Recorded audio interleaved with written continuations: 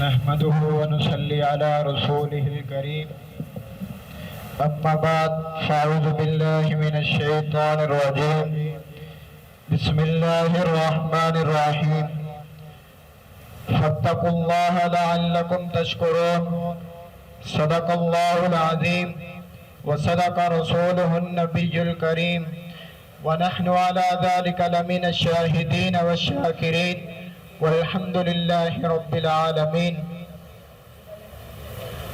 آخری دم بھی تیرا ہی دم بھریں گے ہم تو، آخری دم بھی تیرا ہی دم بھریں گے ہم تو، تیری خاطر اے وطن ہنس کے مریں گے ہم تو، جان ہاری بھی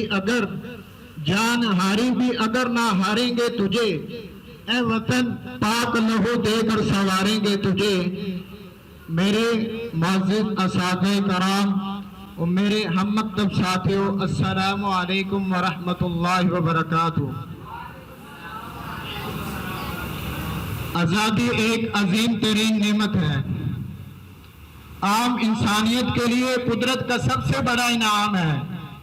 آزادی ایک لفظ نہیں، زندگی کا افتخار ہے۔ آزادی ادبی ترکیب نہیں، صبح حیات کا نگار ہے۔ آزادی کی نعمت کے بارے میں، آزادی کی قدر و قیمت کے بارے میں ان لوگوں، ان محکموں، ان قوموں سے پوچھو جو غلامی کی تاریخی راتوں میں سفر کرتے کرتے تھک گئے ہیں اور آزادی کے لیے ترس رہے ہیں۔ سامعین محترم، ہم خوش قسمت ہیں کہ ہم آزاد ہیں۔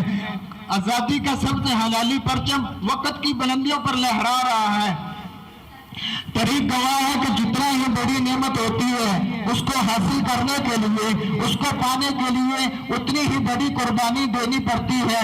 اور پھر آخر میں آزادی کی نعمت کے بارے میں تاریخ اپنا فیصلہ کچھ یوں سناتی ہے: خود بخود ٹوٹ کر گرتی نہیں زنجیریں کبھی، خود بخود ٹوٹ کر گرتی نہیں زنجیریں کبھی، بدل جاتی ہیں بدلتی نہیں تقدیریں کبھی۔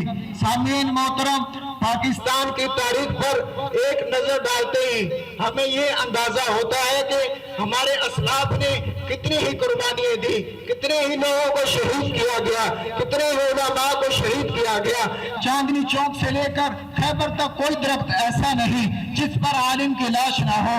خون اور آگ کے سمندروں کو عبور کر دیا گیا، کتنے ہی معصوم بچوں کو کرپانوں کے نوکوں پر اچھالا گیا۔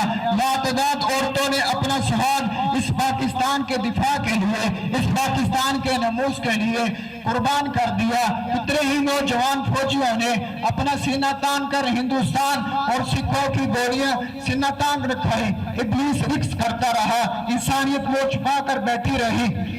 شہداء کے لبوں پر تبسم تھا، ان کے خون کا ایک ایک قطرہ یہ اعلان کر رہا تھا: آزادی بہار زینت کا سما ہے، آزادی بہار زینت کا سما ہے، عشق میری جان، آزادی میرا ایمان ہے۔ مگر افسوس در افسوس، جب ہم اپنی کوتاہیوں کو دیکھتے ہیں تو ہمارے سر شرم سے جھک جاتے ہیں۔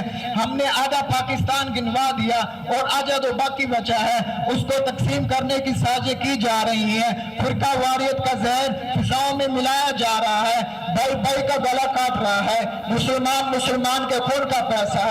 آخر میں صرف اتنا کہنا چاہتا ہوں: میں جھکا نہیں، میں بکا نہیں، میں جھکا نہیں، میں بکا نہیں، کہیں چھپ چھپا کے کھڑا نہیں، جو ڈٹے ہوئے ہیں محاذ پر، مجھے ان صفوں میں تلاش کر، وما علینا الا البلاغ۔